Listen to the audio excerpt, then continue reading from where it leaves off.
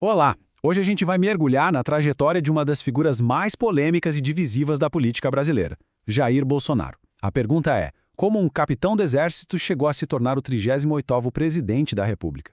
Bom, é exatamente essa jornada que vamos entender agora, desde as origens militares até o seu impacto, que continua a ser sentido no país. Para a gente organizar o pensamento, dividimos essa história em 5 partes, ok? Primeiro, como foi a transição do exército para a política. Depois, vamos passar por suas longas décadas no Congresso. Aí, a gente analisa a chegada à presidência, os pontos altos e baixos do governo e, para fechar, a gente discute o legado e o que vem pela frente. E tudo começa por aqui. Sabe, para entender o político, é fundamental olhar primeiro para o militar. A carreira no exército não foi só o início da vida pública dele. Foi, na verdade, a base, o alicerce de toda a sua identidade política. Essa linha do tempo mostra que a transição foi muito rápida. Em 77, Bolsonaro se forma na Academia Militar. Menos de 10 anos depois, ele já aparece publicamente defendendo melhores salários para a categoria. E a partir daí a coisa engrena de vez. Vereador em 88 e logo depois deputado federal em 91. A passagem do quartel para o Congresso foi quase que um pulo, e isso moldou as pautas dele desde o comecinho. E só para a gente alinhar, o que exatamente faz um deputado federal? Basicamente, é um representante na Câmara dos Deputados, lá em Brasília, onde as leis do país são debatidas e votadas. Bolsonaro ocupou essa cadeira por quase 30 anos. É um tempo absurdo, que deu a ele um conhecimento profundo de como a máquina funciona, mesmo ele sempre se posicionando como alguém de fora dela. E agora vamos para a segunda fase, as décadas em Brasília. Muitas vezes, o foco da discussão vai direto para a presidência, né? Mas foram esses quase 30 anos no Congresso que, de fato, construíram a imagem e a plataforma política do Bolsonaro. 27 anos. Para pensar nesse número. É impressionante.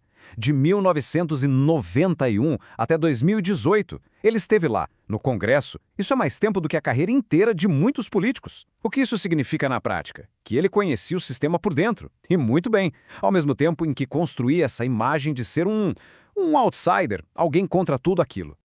E quais foram as bandeiras dele durante esses 27 anos? Bom, este resumo deixa bem claro. As pautas foram muito consistentes ao longo do tempo. Defesa de militares, segurança pública, valores conservadores, direito à posse de armas e, claro, uma oposição muito forte à esquerda. A constante troca de partidos também revela um certo pragmatismo político, né? Sempre procurando o melhor caminho para as suas ambições. Mas o que realmente o diferenciava no Congresso era a retórica dele. Essa frase, dita em uma entrevista em 1999, é um exemplo perfeito do estilo provocador que o tornou conhecido muito antes de ele sequer sonhar com a presidência. Foi esse tipo de postura que o fez se destacar naquele mar de políticos em Brasília. E aqui entra um paradoxo interessante. Apesar de todo esse tempo no cargo, o impacto legislativo direto dele foi mínimo. Ter aprovado só 2 projetos em 27 anos acabou reforçando aquela narrativa de ser um outsider, alguém que não participava do toma lá da cá da política tradicional. E essa imagem, como a gente vai ver, foi crucial mais tarde. E isso nos leva direto ao ponto de virada da carreira dele. Como um deputado com pouca expressão legislativa se tornou presidente do Brasil. A eleição de 2018 foi um verdadeiro ponto de ruptura na nossa política. O contexto aqui é tudo. O Brasil de 2018 vivia um clima de frustração geral. Operação Lava Jato, crise econômica, violência urbana, tudo isso criou um terreno muito fértil para um discurso antissistema. E Bolsonaro soube capitalizar esse sentimento como ninguém.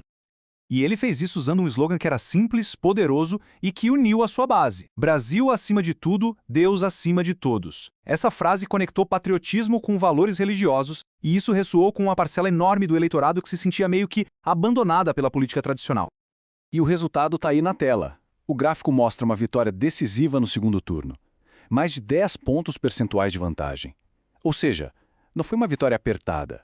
Foi um recado claro das urnas de que uma parte significativa do país queria uma mudança de rumo. Muito bem, agora vamos analisar o tempo dele no poder, o período de 2019 a 2022.